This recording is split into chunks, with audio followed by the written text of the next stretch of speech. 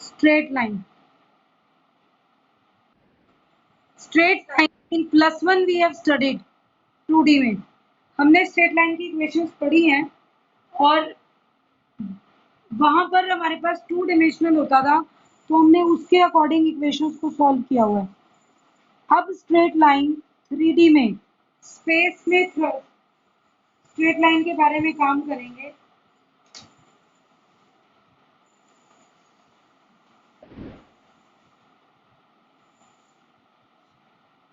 In space में आ जाएं तो a straight line is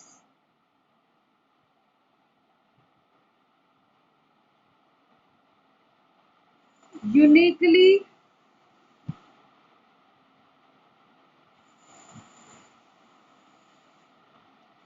defined in space if number 1 it passes through a fixed point and has a fixed direction.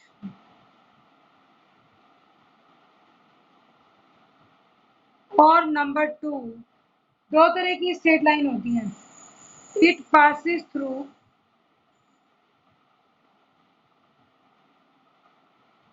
To fixed points.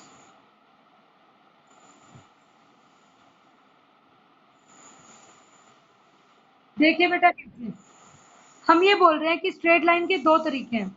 अगर मैं सिर्फ एक point ले लूं, मान लो मैंने इस पॉइंट को ले लिया, अब क्या होगा, इससे पास करने वाली तो ये भी एक स्ट्रेट लाइन है, ये भी एक स्ट्रेट लाइन है, ये भी स्ट्रेट लाइन है। तो सिंगल पॉइंट से तो बहुत सारी स्ट्रेट लाइन पास हो सकती है। यूनिक कैसे हुई? सिंगल पॉइंट से आप ऐसे भी पकड़ सकते हैं, पॉइंट वही है, इसकी डायरेक्शन चेंज करते जाएंगे तो बहुत सारी। ये एक स्ट्रेट लाइन, थोड़ा सा चेंज कर दिया position, this is also point fix है, अगेन पॉइंट तो वही है, अगेन पॉइंट वही है, अगेन। तो इट मीन्स क्या हो रहा है, बहुत सारी इनफाइनाइट लाइंस आ जाएंगी, लाइन यूनिक तो नहीं होगी। यूनिक कब होगी? जब मैं आपको बोलूं पास तो करनी है इसी पॉइंट से और एक डायरेक्शन ले ली, मैंने कहा इसी के पैरेलल लो और इस पॉइंट से पास कराओ, वो एक ही लाइन हो सकती है जो बिल्कुल पैरेलल हो। मैं ऐसे करूंगी तो भी पैरेलल नहीं होगी, ऐसे करूंगी तब भी पैरेलल नहीं होगी। पैरेलल तो यही एक लाइन होगी, तो वो यूनिकली डिफाइंड होती है। मींस अगर आपको ये बता दिया जाए fix point and fix direction, अगर एक पॉइंट फिक्स कर दिया जाए और डायरेक्शन फिक्स कर दी जाए तो यूनिकली डिफाइंड होगा। अगर पॉइंट फिक्स कर दिया, डायरेक्शन फिक्स नहीं की, तो वो ऐसे ऐसे हर तरीके से रिवॉल्व कर सकती है, तो वो आपकी फिक्स लाइन नहीं होती है। Suppose we are having this point, एक पॉइंट से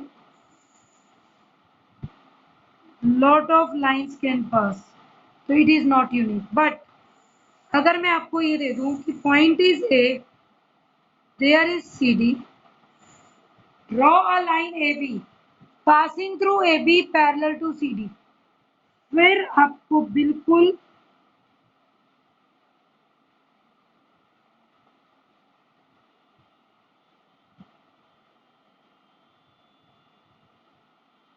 इसी पॉइंट से पास करानी है, इसके पैरेलल लेनी है, तो यही लाइन ले सकते हैं, हल्का सा भी कम ज़्यादा नहीं ले सकते, जिसके ऊपर हम कहेंगे कि ए पॉइंट लाई कर रहा है।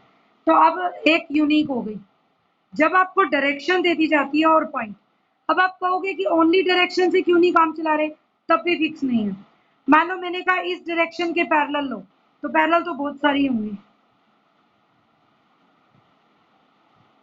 बट ये सारे अलग अलग पॉइंट से पास कर रही है, यूनिक नहीं है, अलग अलग लाइन्स हो जाएंगी।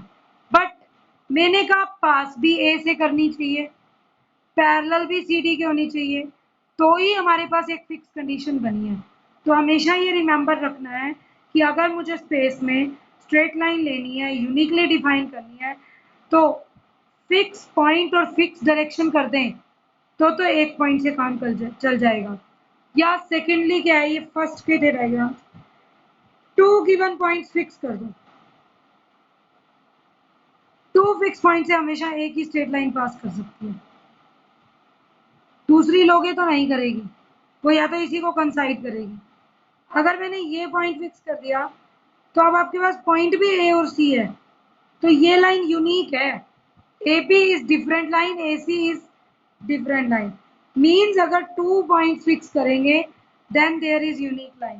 तो आपको ये दो बातें समझनी है, या तो एक पॉइंट फिक्स और डायरेक्शन फिक्स, या दोनों पॉइंट फिक्स। अब what is the equation of straight line? अब क्वेश्चन ये अराइज होता है कि हमारी स्ट्रेट लाइन की इक्वेशन क्या बनी। सी नाउ, फर्स्ट पार्ट करते हैं।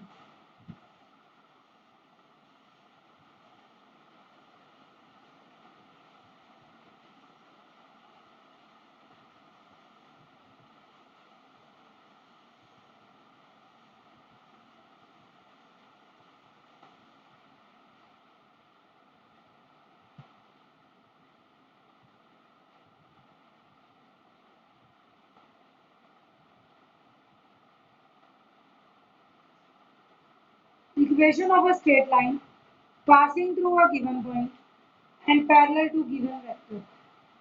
मतलब एक डायरेक्शन दे दी ना वेक्टर के लिए, तो ऐसी स्ट्रेट लाइन की इक्वेशन जो एक फिक्स पॉइंट से पास करे और एक दूसरे वेक्टर के पैरेलल हो। ठीक है, आपको ये चीज करनी है।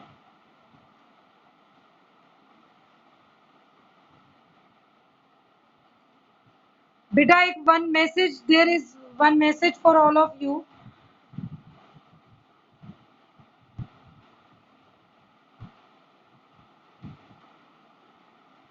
बेटा there is one message for all of you.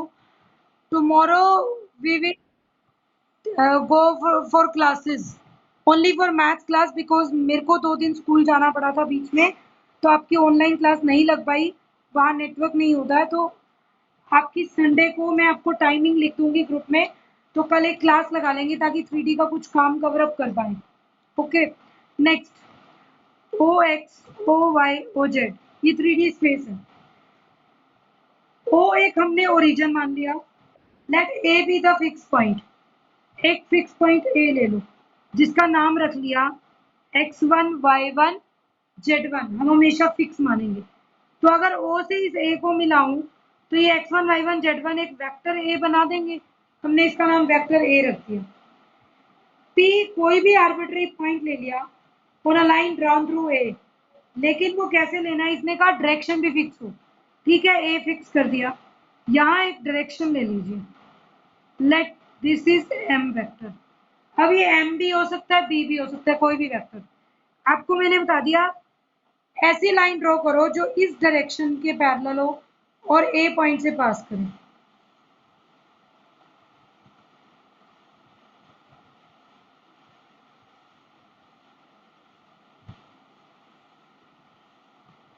हमने क्या किया, एक वेक्टर ले लिया जो इससे पास करे। अब ले लिया तो इसके ऊपर कोई P आर्बिट्ररी पॉइंट ले लीजिए और उसका पोजीशन वेक्टर R बना दीजिए। ठीक है, AR, ये AP एक वेक्टर बन जाएगा। P इज एनी आर, हमेशा P को एनी आर्बिट्ररी पॉइंट लेंगे एक्स वाई जेड।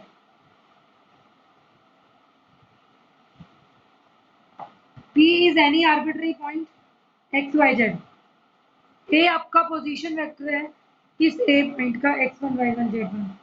अब आपको क्या करना है कि let O be the origin and A be the fix point with position vector A। तो आपको बेटा यहाँ पर इक्वेशन निकालनी है इस न्यू स्ट्रेट लाइन AP की। कैसे फाइंड आउट कर सकते हैं? Let O be origin, A be fix point with position vector OA is equal to A। ठीक है, let P be any point on line drawn through A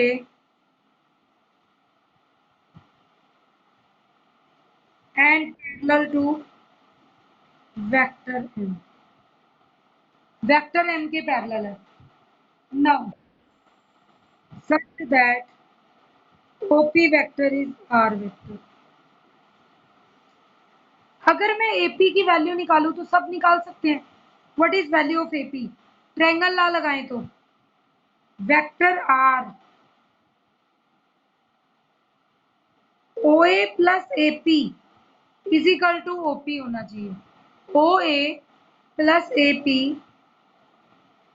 in triangle O A P, O A plus AP is equal to OP.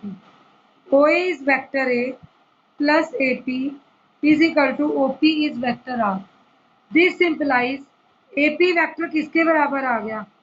R minus ए। बहुत easy है ये equation ढूंढना, सिर्फ आपको proof बता रही हूँ, फिर हम डायरेक्ट इक्वेशन लर्न कर लेंगे। क्वेश्चन बहुत इजी है इसके। AP is R minus A. AP बेटा किसके पैरेलल है? वेक्टर M के। Since AP is parallel to vector M, सो हम क्या कहते हैं? 8 वेक्टर दूसरे के पैरेलल है तो उसका कुछ मल्टीपल होगा। AP की वैल्यू क्या है? R माइनस ए। हमें तो हर बार आर्बिट्ररी पोजीशन वेक्टर ही फाइंड आउट करना है जो आपका क्वेश्चन है। तो R किसके इक्वल आ गया? A प्लस लेमडा एम, और ये A plus lambda M is the required equation. This is vector equation of straight line. हम इसे वेक्टर इक्वेशन बोलते हैं। Vector equation of straight line, ये वेक्टर इक्वेशन होती है, ठीक है।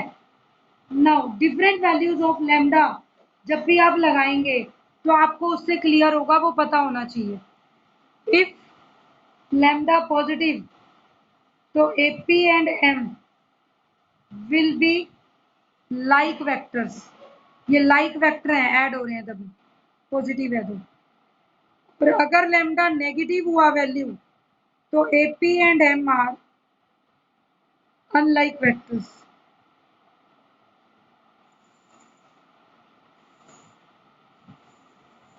और when straight line passes through origin, मतलब पोजीशन वेक्टर खत्म हो गया, ओरिजिन तो A 0 0 0 हो गया। when line, ये नोट है extra, when straight line passes through origin, अगर स्ट्रेट लाइन ओरिजिन से पास करती है बेटा तो इक्वेशन क्या रह जाएगी? R इज लैम्डा है। मैं आपको बोलूं एक लाइन लिखो जो ओरिजिन से पास करती हो और वेक्टर M के पैरेलल हो, तो सीधा पैरेलल ले लो, R is equal to lambda है, क्योंकि ओरिजिन तो पहले ही 0 0 0 हो गया।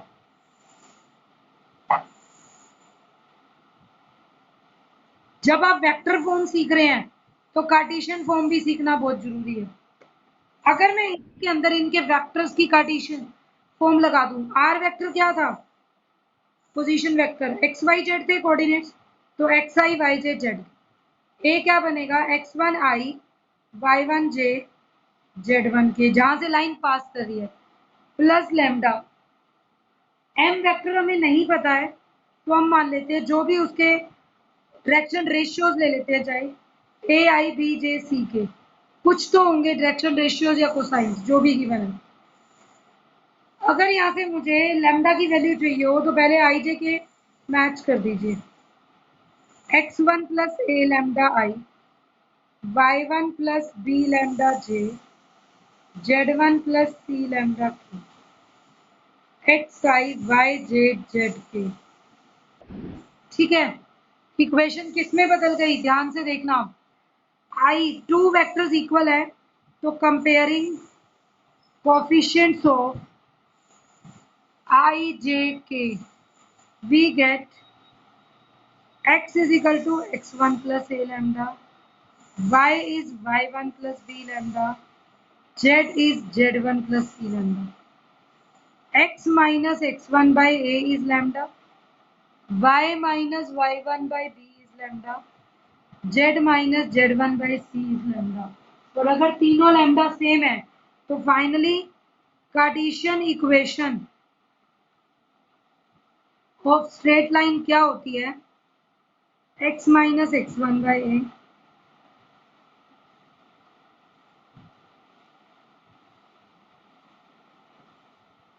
जब आप इक्वेशन को इस फॉर्म में बोलते हैं, इसका एक नाम और भी है।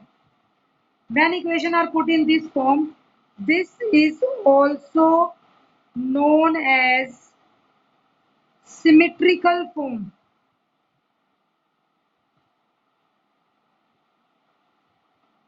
Of straight line. इसे हम सिमेट्रिकल फॉर्म भी बोलते हैं। ठीक है, तो ये कोऑर्डिनेट्स दिए हुए हैं। हो सकता है ये डायरेक्शन रेशियो हो एबीसी, हो सकता है ये कोसाइन हो। दी हुई लाइन के कोफिशिएंट जिसके, अब याद कैसे रखेंगे, अगर मुझे एक लाइन लिखनी है जिससे पास करती है वो पॉइंट तो सबट्रैक्ट होंगे और जिसके पैरेलल है उसके कोफिशिएंट्स नीचे आएंगे। ये ध्यान रखना, जिससे पास करे वो सबट्रैक्ट होते हैं और जिसके पैरेलल लेनी होती है वो एबीसी डिवाइड में आते हैं। सिमिलरली यहाँ पर आर इज इक्वल टू जिससे पास कर रही है वो वेक्टर एज इट इज लिखना है, प्लस लैम्डा इंटू वो वेक्टर लगेगा जिसके पैरेलल है। ठीक है, तो ये चीज हमें ध्यान रखनी है। एक एग्जांपल कर लेते हैं, आपको क्लियर हो जाएगा। Find equation of straight line passing through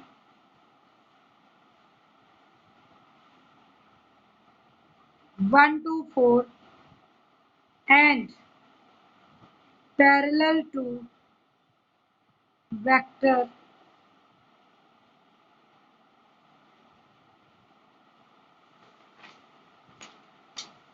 three I minus five J plus four के। तो हम क्या लिखेंगे, कार्टेशियन इक्वेशन लिखो पहले। पास कहाँ से कर रही है, वन टू फोर, तो x minus one, Y minus two, Z minus four. Parallel किसके लेनी है, three I minus five J four K. ये डायरेक्शन रेशियोज है, जो भी इसके कंपोनेंट है डिवाइड में। This is required equation of line. और अगर वेक्टर लिखनी हो इसी क्वेश्चन में तो हम लिखेंगे line passes through one two four, that is position vector A क्या होगा, इससे वेक्टर बना लो। वेक्टर है तो हमने कंपोनेंट ढूंढ लिए, अगर कंपोनेंट गिवन है तो वेक्टर बना लो, I plus two J plus four K. ठीक है, एंड पैरेलल किसके लेनी है, vector M, three I minus five J plus four. तो vector equation of straight line is R is equal to A plus lambda M. याद रखिए, जिससे पास करेगा वो सिंपल और जिसके पैरेलल है वो लेमडा के साथ। तो answer is I plus two J plus four K plus lambda into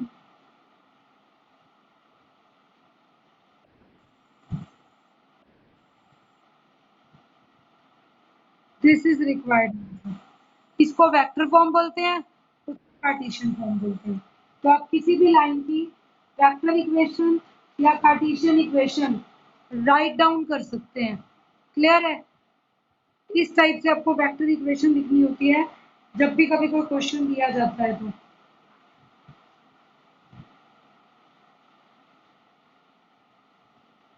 find, ऐसे भी क्वेश्चन आ सकता है, Cartesian and vector equation. Last example है बस ये, find Cartesian and vector equation of line which pass through minus 2 4 minus 5 and parallel to line